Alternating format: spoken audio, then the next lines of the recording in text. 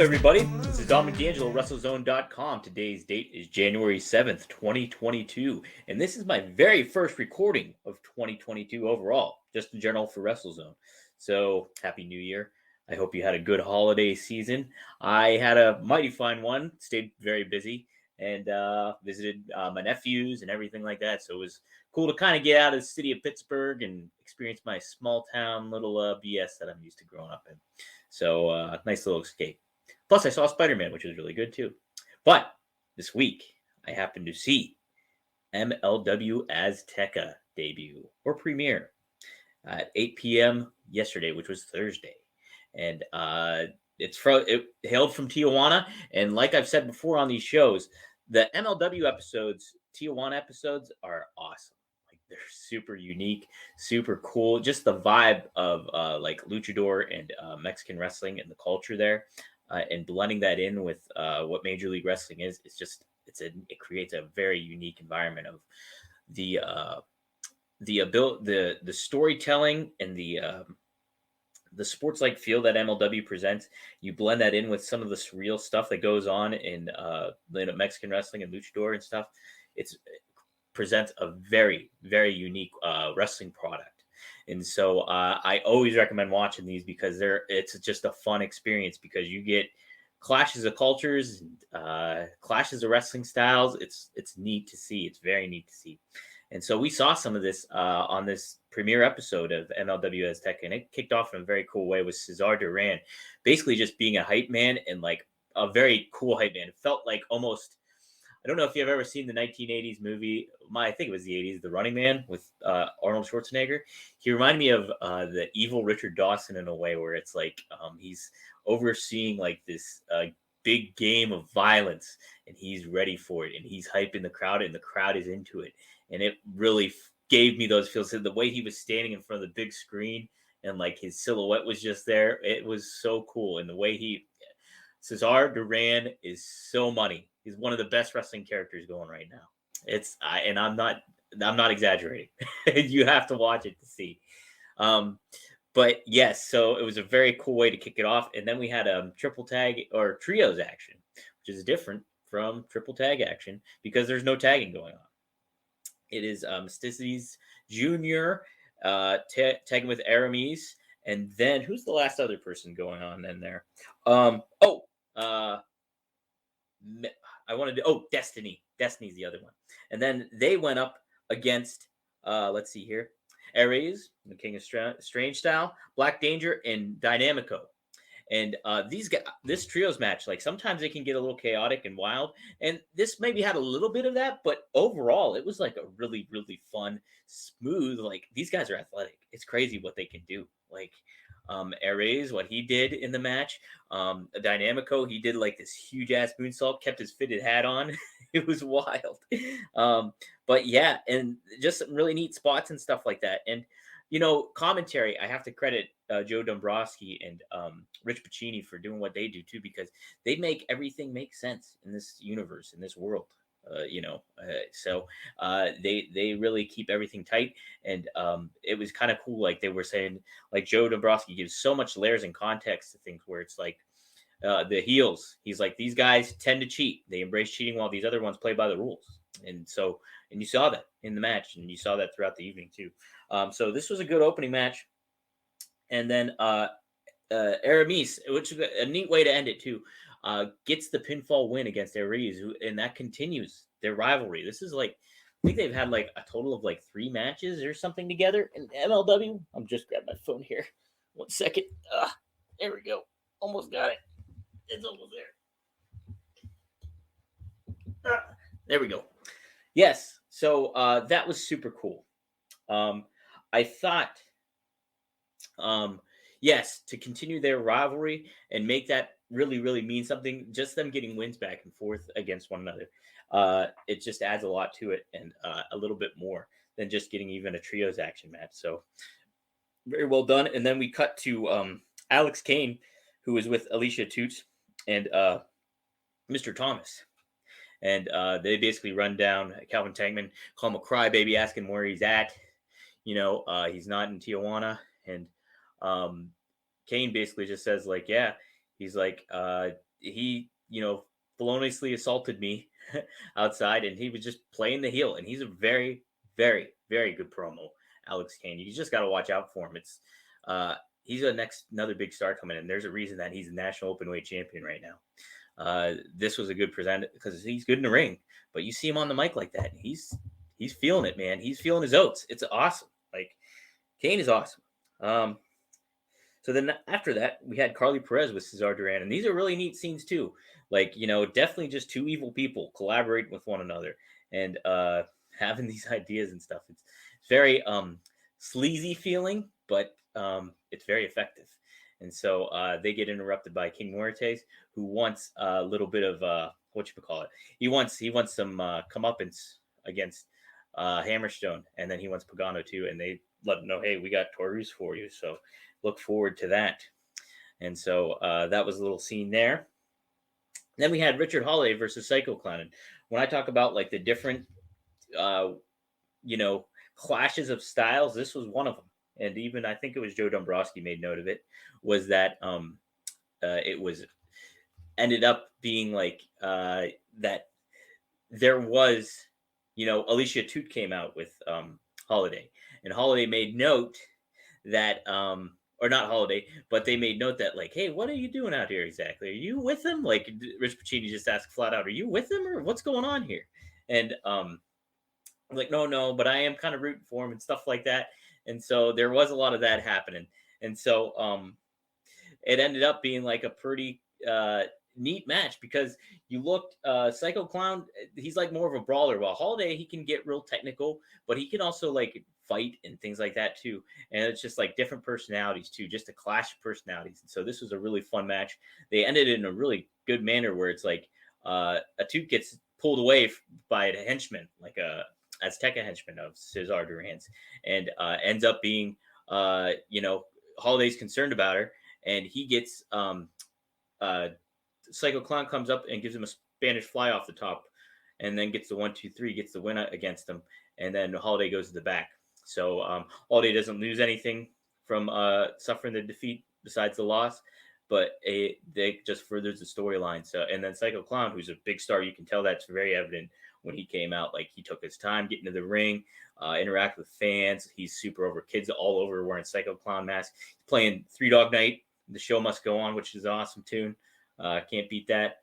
So there's all that going on. And it was a good second match that was different from the opener, but still created, furthered everything along. And, there's not a filler happening in MLW. There just isn't. There's like reasons that things are being done, and it doesn't be like, okay, where's, there's always some sort of tie. They tie it up at the end, whether it's like something small or something big, it's still there. And and this was like just a good way to further the storyline going, and just in a completely different environment than what we're seeing, like, when MLW's like in the States in comparison to the, Mexico and stuff like that. So following that, by the way, I'm just following my results that I wrote up on MLW.com. If you want to take a look, they are also up. Those very same results are also up on WrestleZone.com. So take a look at either one of those, and hopefully you'll enjoy it. So we get to 5150, and they cut, oh my gosh, Danny Limelight Rivera, awesome. I spoke about Kane's promo ability. Danny Limelight's another one. It's just, boom, you feel like the authenticity with him, and you can tell he says so much shit that you're like, it's like walking an edge of like, damn, that's cutting. And that's like, he says some badass shit that's like really pushes the edge. This is, thankfully it's on YouTube, because this would not be able to air on television, but it's such good heel work. And he's just like digging into the Von Erichs and saying all this shit, and like tying it into their 40-year absence of not winning a world title in Dallas and stuff like that. He does a very, very good job. The 5150 is such an edgy, cool tag team, heel tag team. And so it's going to be a really neat dynamic between them and the Von Erichs. And we, and appropriately enough, we see the Von Erichs come on after this show, after this segment, and they cut a promo with Kevin Von Erich. And it's cool that Kevin ties things in too. He's like, listen, you don't want to fight their style. You fight your style and don't change from that, and stuff like that. So he's giving them tips and everything while they're like training at night in Hawaii and everything. And so really cool stuff that really keeps that family dynamic of the Von Erichs going, and makes them baby faces too, because they're just working hard and they're just gonna, hopefully prove 5150 wrong when it comes down to Dallas. That's going to be a historic night down in Dallas. Obviously with the Von Erichs being there, but they got some cool stuff going on. Roxy's making her debut against Miranda Gordy, so there's a lot of historical ties with this Dallas show that's coming up on January 21st. So yeah, take a look at that. I'm excited for it for sure. Coming up next after that happened to be oh yes. So backstage, Holiday confronts Duran and he's pissed, obviously. He's like, hey, where's Alicia? That's bullshit, all that kind of stuff. And Duran's like, oh, she's in the locker room. She's much safer there than she would have been out there. That's why I took her away. You don't know what Psycho Clown's going to do. Holiday sees through his bullshit. But all of a sudden, he pulls Duran has this crooked cop with him, and he takes him to the police station. So he gets Holiday out of the equation, which we'll see later on. The main event, what happens. And main event is right now. And it is an Apocalypto match between King Mortes tagging up with Taurus. That's right, Taurus, against Pagano and Alex Hammerstone. And so, really, again, another clash of styles here by pairing Hammerstone with Pagano. Two totally different looking people.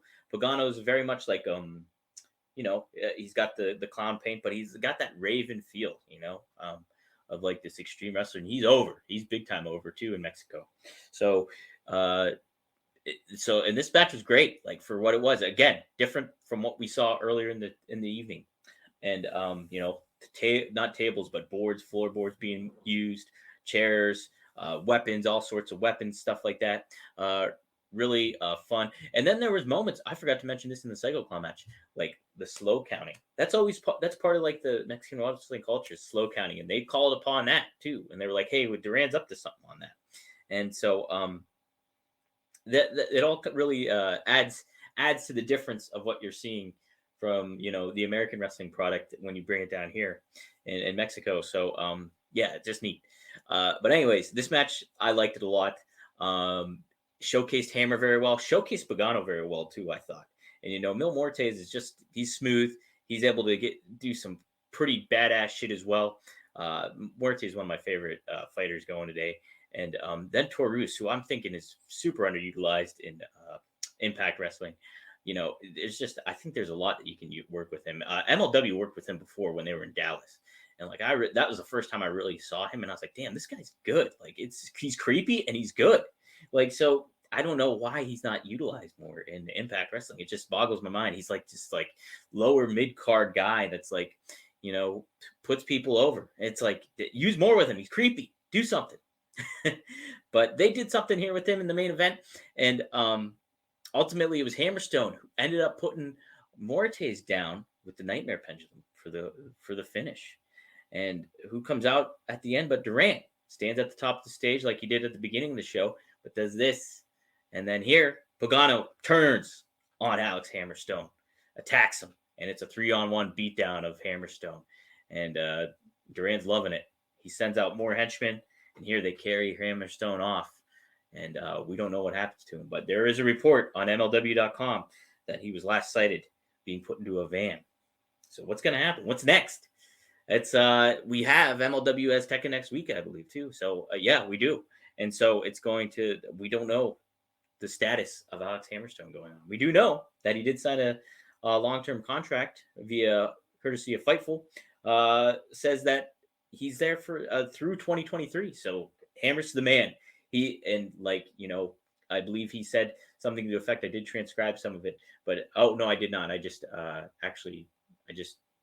used it off of Fightful. But anyways, he said something to the effect of, hey, there wasn't, I didn't have to make a decision because I knew I wanted to stay here. He's like, but Hammerstone knows of his leverage in wrestling. He knows he's becoming a bigger star. And like, it's clear, like Hammer's great. Hammer's one of the best wrestlers going today, all across the board, from presentation to looks to in-ring athleticism to like promo skills to everything. Like, he's a big time player that can be really used, and he's a big chip in the MLW course of things, obviously. I mean, he's the world champion. So, but Hammer's great. And yeah, he is like the face of Major League Wrestling, and as he should be. So, it's good to see him still in the mix and doing everything. They also announced that Mads Kruger signed a multi-year deal. Kruger has been a presence. It's been like this. If you've seen the Batman trailer, like the new Batman trailer with Robert Pattinson, I think the Riddler. They took a little bit of the Riddler from Mads. You look, put them side by side. I'm telling you what, it's kind of hard to tell, what mask is what. But yes, so Mads, it's good to see Mads in there. But yeah, obviously they have the open door policy where, hey, and you think of all these releases that have gone down, even just the announcement today or yesterday, last night, that Samoa Joe has been released. Now, I mean, obviously there's places Samoa Joe can go. Samoa Joe has his pick of the litter where to go. But I mean, MLW, you've seen who made stops in MLW. Bobby Fish, Killer Cross, who's released and who has teased Major League Wrestling. Major League Wrestling has teased him as well. They put up a thing on their social media, just like this empty hallway, and then they have the emoji of the sands of time that Killer Cross always uses. So I think it might be pretty cool to see Killer Cross, because MLW was the last place where we saw Killer Cross right before I think it was like announced. It might have been announced when he was there that he signed with WWE at the time. And so, but his last show was in Philadelphia at Fightland 2020. And so, hey, you might be seeing Killer Cross back in Major League Wrestling. This table is open for people to show up, and like you have guys like Enzo there. You have stars establishing like EJ Naduka, Hammerstone, obviously. Richard Holiday's been on this awesome run. There's like 5150, like I just talked about too. Alex Kane. It's like there is viable talent that MLW can make use of in plenty of ways, and and even if they just have people here for like just a little stop, for a set of tapings or maybe a couple set of tapings, there ain't nothing wrong with it. Not in today's wrestling world and stuff like that. Because you know what? That elevates the star level of that certain talent, but it also enhances MLW's, like, they've been ahead of the curve with all this stuff. You think about since they rebooted up, they had guys like Matt Riddle. They've had Swerve Scott, who the heck? I could only imagine that we might be seeing him back in Major League Wrestling, but like they've built up these talents that have gone to Major League Wrestling. Tony Schiavone even is somebody you can make note of. Like that's how he got back into wrestling, was through Major League Wrestling. So it's like this open door thing, it's gonna create some cool, intriguing moments, not just for the stars, but for Major League Wrestling. So a lot of things to kind of look forward to. Tajiri defending the middleweight title across the globe. So he did it with All Japan Pro Wrestling, and then he's going over to Britain to do a fight as well. So it's like further establishing their brand for outside of the States, and cultivating like this good, unique vibe that pro wrestling really can flourish upon if taken advantage of. And I think MLW has found its groove. Sorry, I was looking at the Fusion logo and I almost said Fusion. But so a really fun show. MLW as tech of the presentation overall was really cool. They embraced it like 100%. It was on the ring aprons. It was on the mat. That's what you saw in the graphics and everything like that. Just a cool identity it created for itself. I'm looking forward to seeing these and covering these throughout the weeks to come. So also MLW will be making its way toward Charlotte on February 26th. Tickets are already on sale. You can go to MLWlive.com to get those tickets. Also, you can go to MLWDallas.com to get your tickets for Dallas if you happen to be in the area on January 21st. So, but this is the first time they're going to be in Charlotte. Who knows what they're going to do? I think they promoted three title fights, returning stars, things like that. So it's a lot to kind of be excited about. I mean, just in general, this is not just MLW, but in wrestling overall, like the landscape is wide open, from a talent standpoint. And everybody's trying to make their presence known. And I think MLW is doing a really good job at, carving their own hole into where people can watch and really get something different than what you're getting from WWE and even AEW, and it's I think it very much embraces and takes advantage of only being an hour long of a product, makes the most of it. You almost wish they had more time. You wish they had more time because they can really cultivate stories, and they've shown that they've been able to do that. So, and like Fatu is going to be fighting Mads Kruger in Dallas as well. So that's another big announcement that they made. Davey Richards will be fighting ACH in Dallas. Like I said about the tag match with the Texas Tornado tag between 5150 and the Von Erichs, that's set up there. They just announced Hammerstone will take on Pagano, who just turned on him.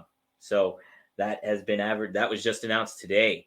And again, such a cool dynamic that those two are going to have. They've already showed, I think, that they've been able to work pretty darn well together. And it'll be neat to see this clash of styles, clash of appearance, everything like that kind of come into play when Hammer defends his title against Pagano.